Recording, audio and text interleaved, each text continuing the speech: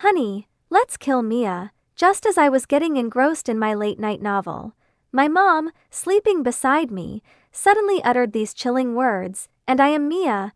1. Since Dad works the night shift, I usually share a bed with Mom. We were sleeping back to back when I felt an icy chill run down my spine.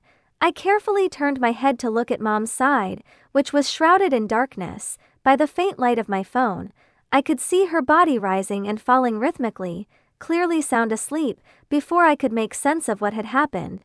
A wave of drowsiness washed over me. Leaving my phone screen on, I drifted off to sleep. 2. When I woke up, it was already late afternoon. "Sweetie, lunch is in the pot.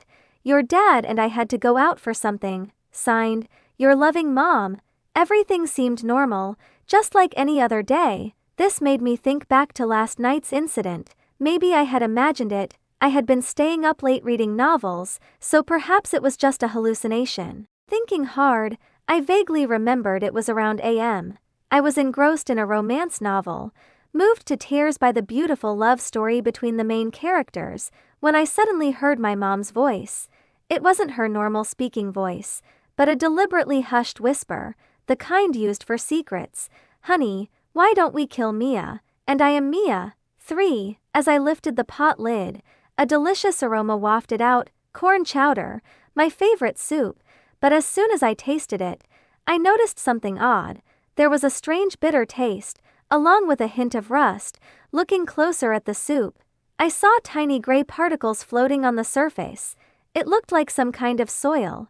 4. Suddenly, I remembered an urban legend. On Halloween, if you cook a dead person's ashes with a living person's blood, make the blood donor drink it, and light a candle, the dead person's spirit can possess the living person's body. 5. Halloween had just passed a few days ago, and I was on my period. It's gross to say, but it would have been easy to get my blood. The more I looked at the soup, the more unsettling it seemed. 6. Should I take a picture and ask some experts online? I took out my phone, about to snap a photo. Click. An unusual sound came from outside the door. Click, click, click. The door seemed to be stuck and wouldn't open. The person outside appeared very impatient, repeatedly pushing and pulling the door. The force was so great that the entire door was shaking. I stared at the door in terror, my mind flashing with scenes of murderers breaking in from countless horror movies. Bang. 7. "Mia, why are you sitting there like an idiot?" Mom pushed open the door and came in. "Why aren't you eating your lunch?" She looked at me suspiciously. "Hurry up and eat. I need to wash the dishes." I don't know if it was my imagination, but she seemed particularly anxious, constantly urging me to drink the soup. 8. I blurted out, "I think this soup has gone bad, gone bad." A dark look flashed across Mom's eyes. "Let me see. Does it? It's a bit sour. Did you accidentally use vinegar instead of water when making the soup?" Of course, I didn't dare voice my real suspicions, so I made up an excuse. 9. She leaned in close to the bowl, taking a perfunctory sniff before setting it down.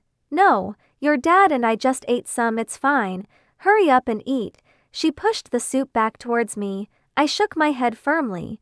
"What if it's spoiled? You guys shouldn't eat questionable food either. You're so picky.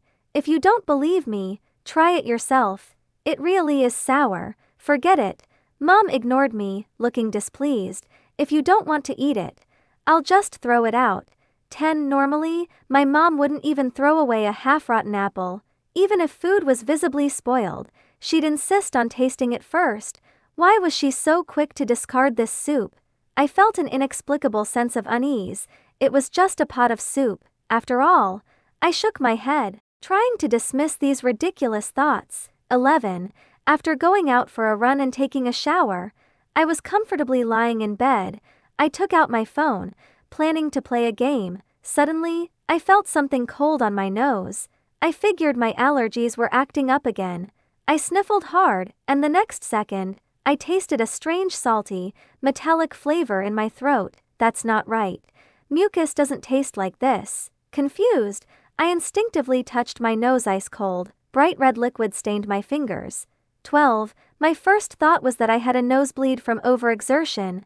I tilted my head back, trying to stem the flow, But the next moment, plop plop plop, blood drops fell on my face like rain, one drop